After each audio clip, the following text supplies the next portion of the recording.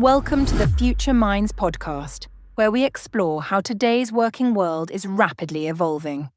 Brought to you by Solventa We AI. hired this guy who had the most amazing resume. And we were so thankful to get him on board. We were just like, wow, I can't believe we were able to attract Got this everything. person. Yeah. And they hired him, and he literally, within the first 2 weeks, was failing miserably. And create a method that has a 98% success rate. And I firmly believe the reason for that is because of the genuine love for human beings and care for really who are you and who do you want to be? Like, who do you really want to dive into? My thoughts on AI is if you think it's coming, you're already behind because it's here.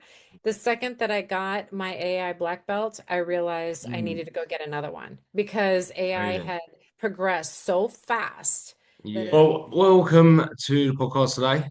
So I have a very exciting guest, someone who's been in recruitment over 20 years, done a lot on exec searches and done very well in her career. So, Tina, how are you? You okay? I am awesome. Thank you Yeah. for asking, Luca. All right. Look, we'll go over, like I said, with challenges, your story, etc., and we'll talk about subjects you mentioned. But just so everyone can get an understanding of your background, it would be great to, get an understanding of your story, where you've started, and how you've got to where you are today as well. Mhm. Well, over 20 years is a long story, so I'll try and give you the shortest version. So I was recruited into recruiting and really honestly knew very little about what I was going into. Very quickly figured out that it was just part of who I was, who I am. And so that's kind of a nice feature that in my work today, because I've had the wonderful experience of being able to do what I love, that's what I really enjoy helping others get to. Because, people, come up in their lives and careers and they, just kind of do things. They either do things that their parents told them they should do, or their professors, or the world. And that doesn't mean that they're going to be happy and they're going to be fulfilled and they're going to be successful. And so I learned very quickly that that was of great interest to me. So started way back with Robert Half International, cut my teeth with, quite frankly, people who had created the models that exist today. Didn't know what a wonderful blessing that was back then, but I certainly know now. And I had the benefit of taking everything that they knew, all their wisdom, and then bringing it into me and who I know to be, who how I want to present myself with integrity and bring in humanity. Really see people as human beings versus just pieces of paper or data or files. Because that's honestly, for the big companies, the big corporations out there, that's kind of like what it is, and it's a machine, and people Okay. feel it, human beings experience it, and I said there's a better way.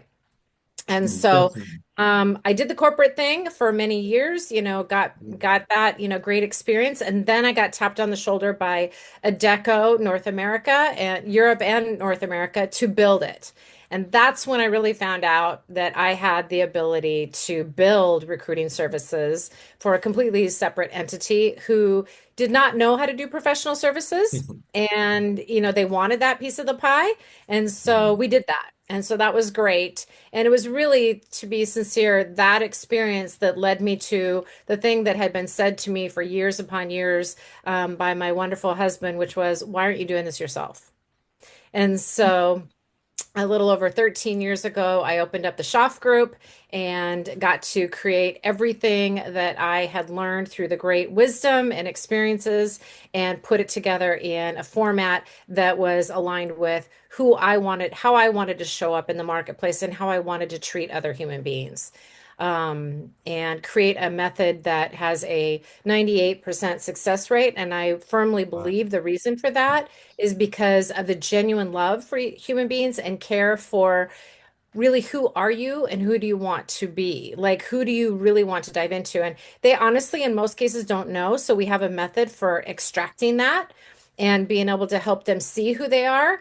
We use assessments and then a process. And through that process, what's so awesome about that is both on the client side as well as on the candidate side, everybody gets elevated.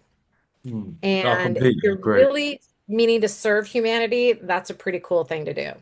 100%. I mean, that is a journey and a half. I mean, you've worked at well-respected companies, you've built out recruitment firms, and then, it makes sense you've gone and started your own firm and 98% rate as well.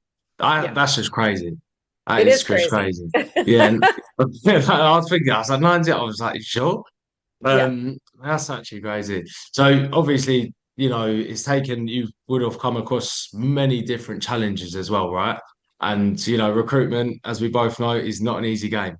Mm-mm. So what would be very helpful is, over that time, what have been the big challenges you've found, going through your recruitment career to help out, say, people starting off in recruitment these days? A lot of people think it's a walk in the park, right? And so, you know, what have been big challenges which would kind of give individuals a heads up with going into recruitment as well? Yeah. Well, from what I knew then to even what I Yeah. know now is it seems Mm. like that from the outside looking in, people think it's pretty sexy, like Yeah. that. That's a really easy way to make really good money. Mm. And what I would want to share with that person who has that glitter in their eyes, Yeah. is that unless you genuinely love human beings, it's probably something you don't want to get into because human beings can do whatever they want whenever they want. So you can coach them, you can guide them, you can prop them up, and then they go to the interview and they do everything the opposite. And it can be very frustrating and really, really daunting and frustrating.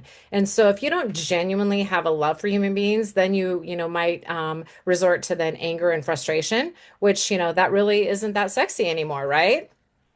No, I So completely I agree. think that's, one of the cornerstones. The other thing is to be willing to slow down enough to care enough about the conversation. Like, what is the client actually looking for? What are they saying? What is the candidate actually looking for? What are they saying?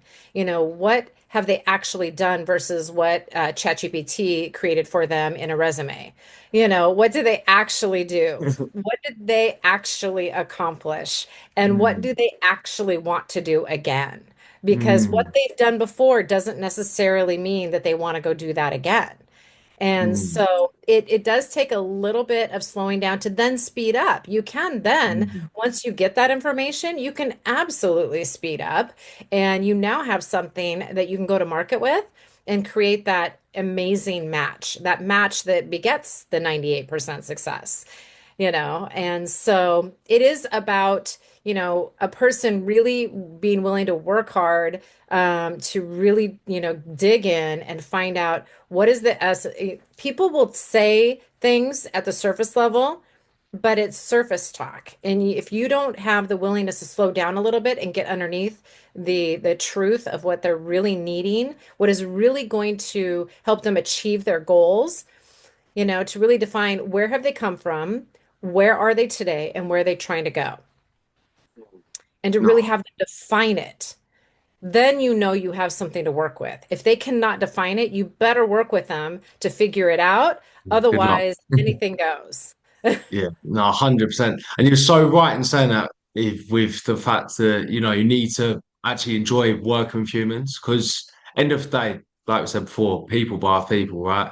And if you're not believing in that individual that you're putting forward at a job, I mean, good luck Yeah, because that good is not luck. going to go your way, end of the day.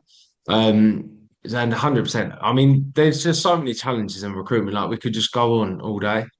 And Right. I think, you need people, like you say, yeah, people think it is easy and a walk in the park and you can earn a lot of money from it, but they think it's easy. And that's the No, it's thing not is easy. you need to graft the whole way through and it's late nights, early mornings, you're speaking to as many people as Yes. you can. The right Yes. people, don't be a busy as idiot. Right. You got to work smart as well. Yes. Um, but it's not an easy game. So I Yes. completely agree. And also, I know, of course, in terms of industries, I mean, what's been your industry focus areas as well? in recruitment? Yeah, I've been industry agnostic. Okay. So I think I've worked with every ethical industry out there, and I have to put that word because there's some of them out there that are a little bit sketchy.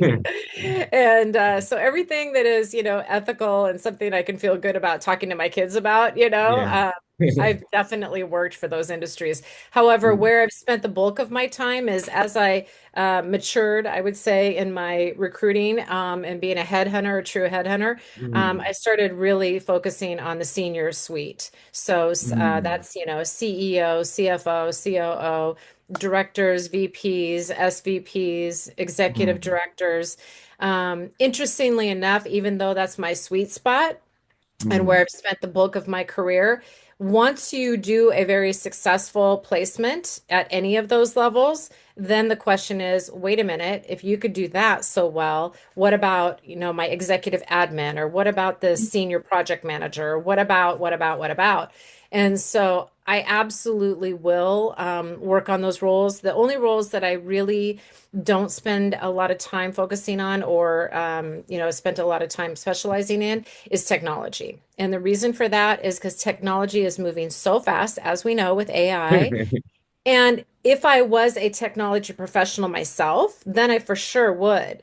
But Yeah, I really enjoy spending time in areas where I actually do know, like I yeah. actually can speak with authority on the roles that I place. Mm, And I can actually ask the right questions, because that's part of, you said, what are some obstacles or yeah, challenges? You've got to be able to ask the right questions yeah, definitely. and know what the answer should be, right? Mm, Not just, okay, great, thanks, right? yeah, So, 100%. yeah, so I'm more position centric and industry agnostic. Yeah, it's a good way to be as well. It just shows you've got such a transferable skill set because, I mean, usually recruiters, you're focused on one specific area and you won't do any other area. I'm like you, I enjoy, trying out multiple different areas because, I Mhm. mean, end of the day, recruitment, it's the same principle. So you Yes, find the skills, you speak to the people, you find out the problems and what they're looking for, and then, you transfer that into finding what the needs are. yes. It's interesting. How do you find the difference between working with the C-suite and working with the more juniors? Because I find it is completely different world. Like you would have thought, more juniors are easier to work with, but I find it the complete opposite. I think more seniors. But yeah, what's your thoughts on that side as well? So my experience there has been that, once you have a level of experience Mm. and I call it wisdom, Yeah, then you have a better opportunity to articulate who you are and what you have to offer. When an individual is more junior in their experience, and in some cases they can be all over the map. For yeah, one day it's one thing and one day it's another, right? yeah. And so, and they're not, it's a, it's totally doable, obviously. Mm. However, it's interesting. What I found is they are not as pliable to coaching.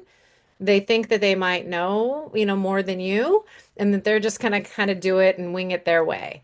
And seeing, the more, CEOs or C-suite, executives, they're like, hey, this is not my area of expertise. It's your area. So if Mm. you say that works, I'm gonna do that. And they're Mm. far more regimen, I guess is a good way to I put it, agree.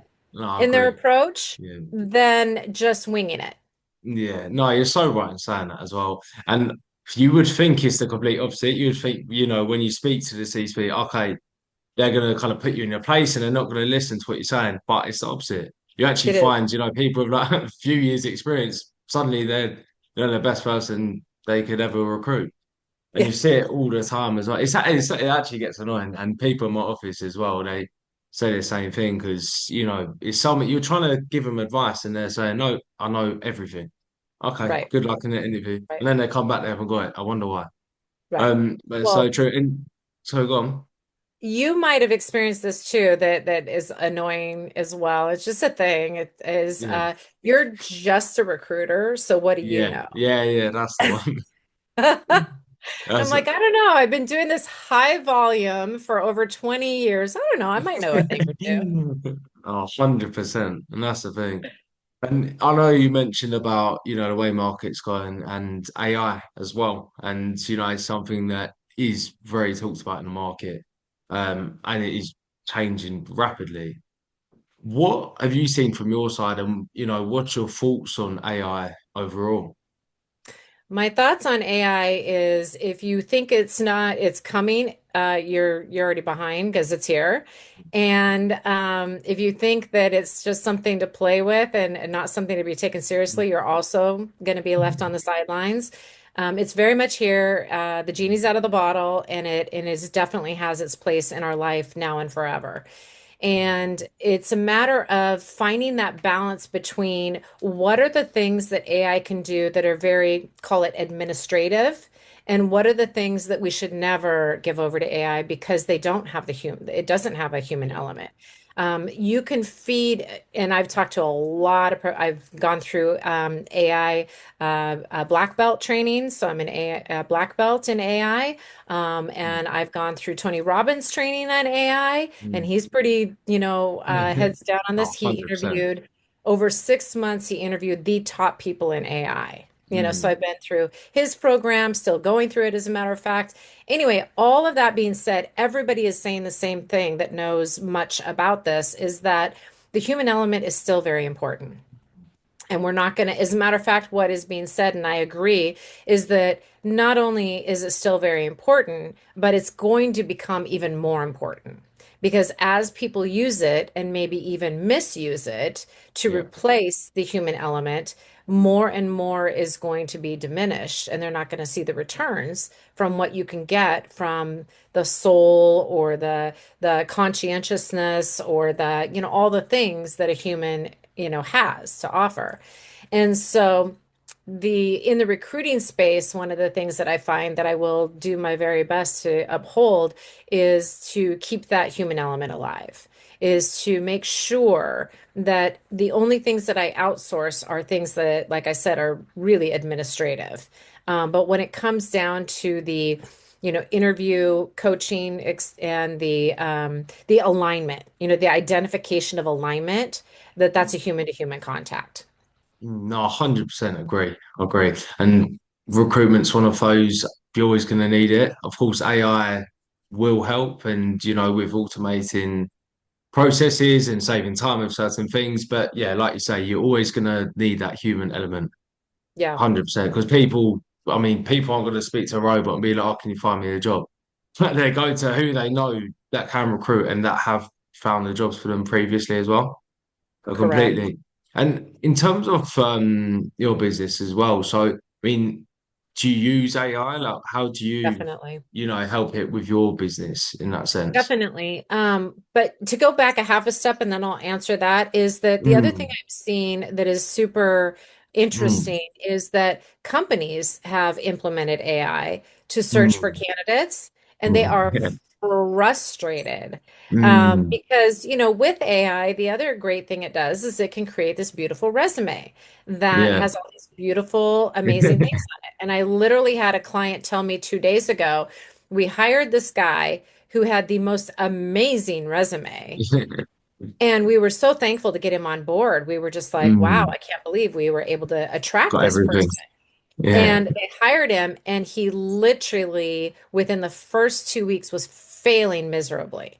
And they were just beside themselves. They were like, how could, Mm, yeah. what's wrong here? Where have we You gone know? wrong? Yeah. Yeah. And so I'm hearing that in high volume right now.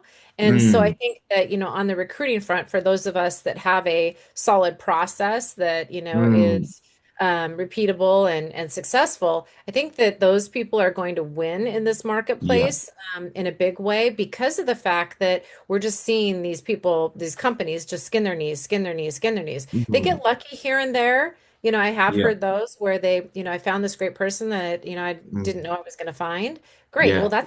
that's a one-off compared Yeah, it's to rare. can you continue to Yeah. do that on every Yeah. single hire, you know? Mm, yeah, definitely. So yeah. So then how I use it is I am getting when I have an open position, any open position, Mm, I used to get, between like, 50 to 200, applicants. mm, I'm just gonna, that's a pretty yeah. good range. Yeah. Today I'm getting 1,500 to 2,000. And That's so crazy. that is insane Yeah. super hard to sift through, right? Mm, And this is in many different, methods from both headhunting to LinkedIn mm, to other searches that we do.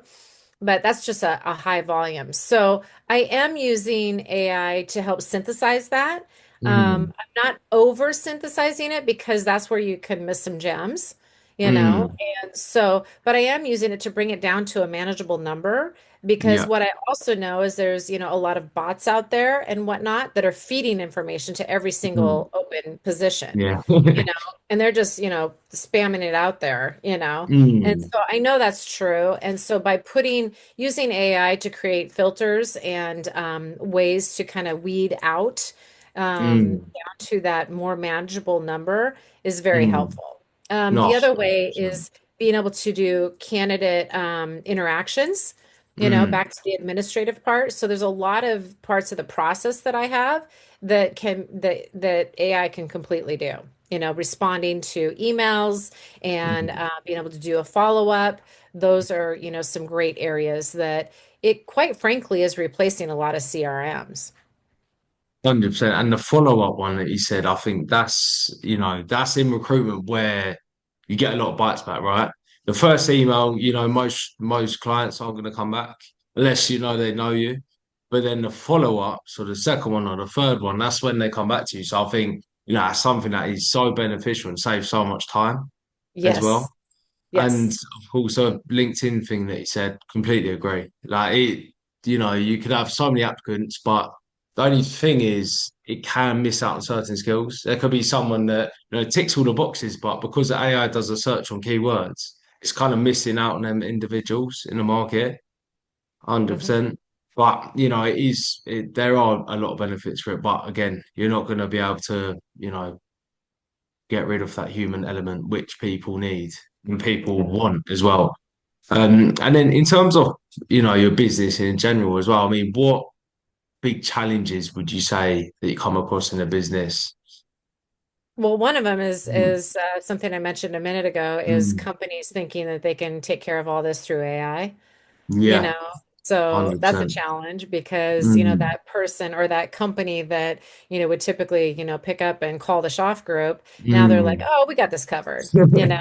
And so having patience and for letting them experience Yeah. that and having them experience the failure rate, Mm, is going to be patience on our part. The other mm, thing I would say that's challenging is there's a lot of fear, yeah, right now, and people are yeah, watching their budgets really closely, yeah. and I would say the fear is political. There's a political climate that's creating that. Mhm. There's a, technological climate that's creating some of that.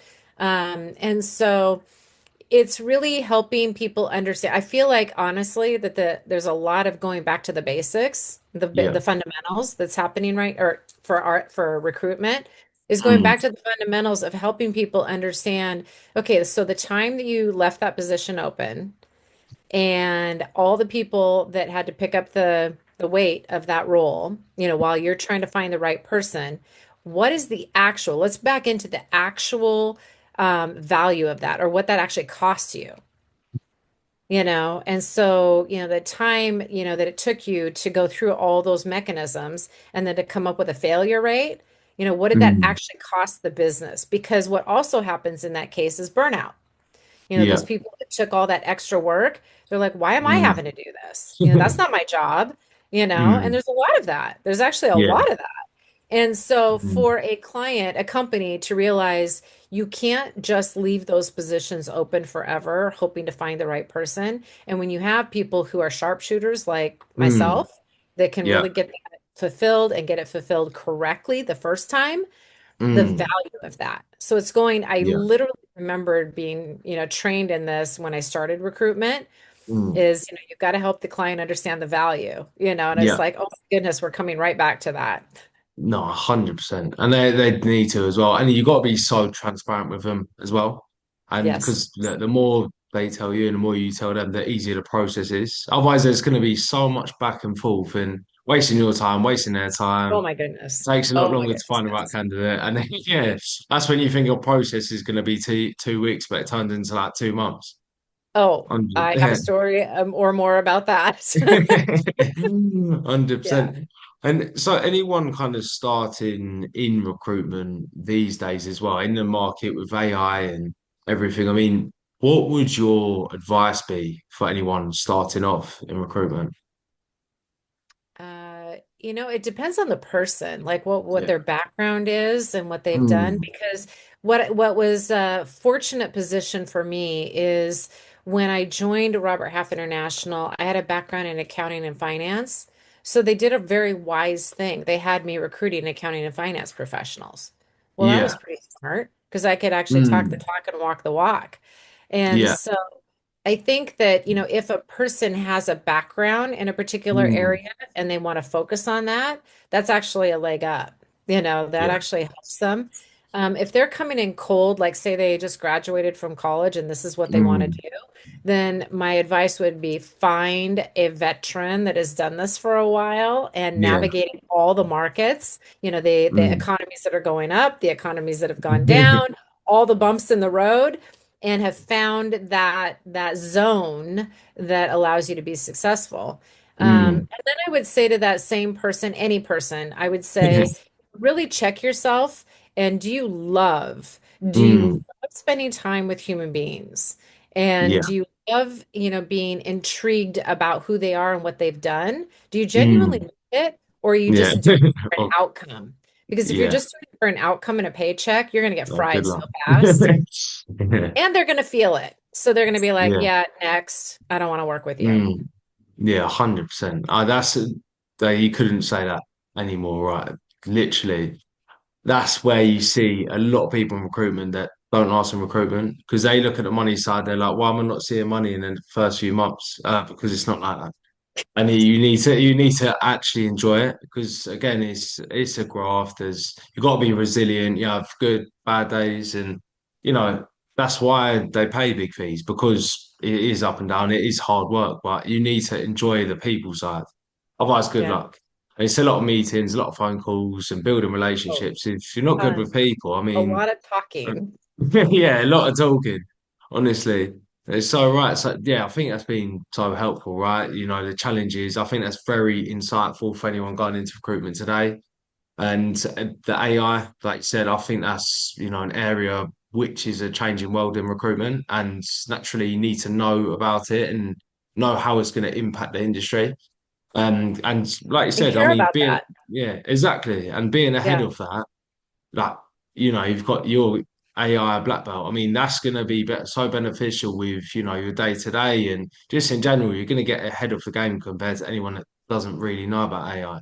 Mhm. It's changing so quickly as Oh, well. so quickly. Yeah, Um, literally, the second that I got my AI black belt, I realized I needed mm, to go get another one because AI really, had progressed so fast that yeah, it is like everything that I learned, all the prompts and, all the yeah, LLMs that I created and everything that I yeah, did was a great foundation, but it had mm, already surpassed.